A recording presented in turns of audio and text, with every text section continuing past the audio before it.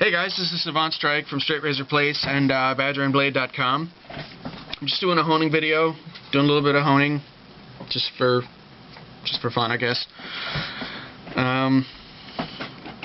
Everybody does it a little bit differently, so I'll show you how I do it. I've had pretty good success with this. Again, I'm a hobbyist, so I've probably maybe only done about 10 or 20 blades total. But none of them has ever failed to be sharp, and you know, that includes frame backs, wedges, all sorts of crazy stuff. So this works for pretty much anything, and pretty much that's normal. The concepts, they're all the same, and they don't really change. So for this particular blade, to save some time, I did not go through the process of removing the chips on camera. This blade had a couple chips in it, and they needed to be removed, and that took a little bit longer. It takes pretty much as long as the rest of it, but you know, I used my 320 and then 1200 grit DMT stones.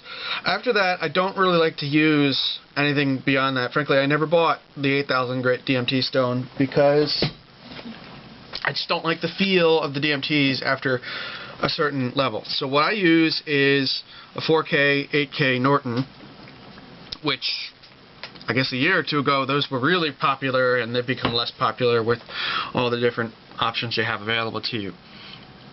I will cover how to do the bevel, even though the bevel's already been set, because the bevel's been set at 1200 grit.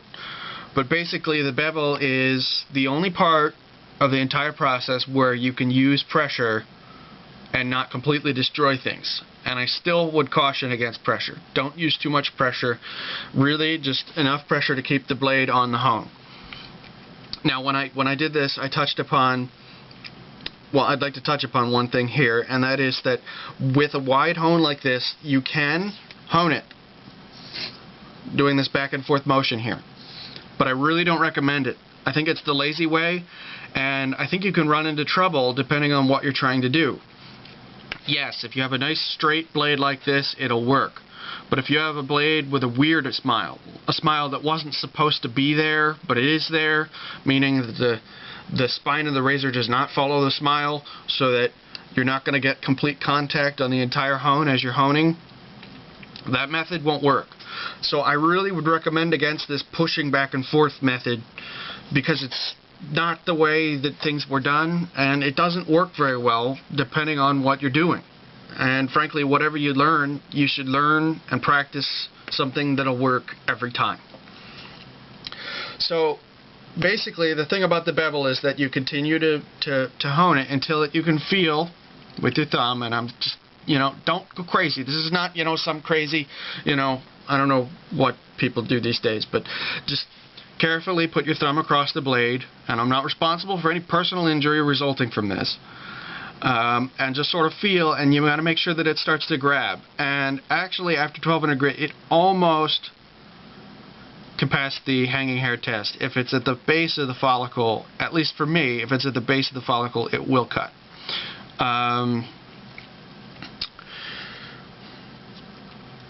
So some techniques for you with setting the bevel. I find that during the bevel stage, the heel of the razor right here can become a problem. So you know, I actually got a lot of help with when I first learned how to do this, as recommendations what to do. Some people use a really narrow hone to do this. That would be nice, but I don't have the funds to own 2 sets of hones just for that. So what I do is I put the blade on the hone at an angle, and again at the bevel stage you can use pressure, and you could even set a bevel on a 4000 grit stone if the razor's, you know, clean enough, but it takes a long time. This is really, I don't recommend that. I recommend something a little bit more aggressive for that.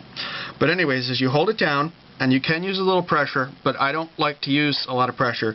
Usually what I'll do is I'll hold it down and I won't use pressure, just enough to keep it on the hone, but I'll angle it. And you move at an angle like this. And what that does is that maximizes the amount of travel that the heel does versus the rest of the blade. As you can see with this stroke, yes, the rest of the blade is getting some contact on the hone, but the heel is getting the most. So if you did that enough times, the heel would be in better shape. Otherwise, the basic motion is like this.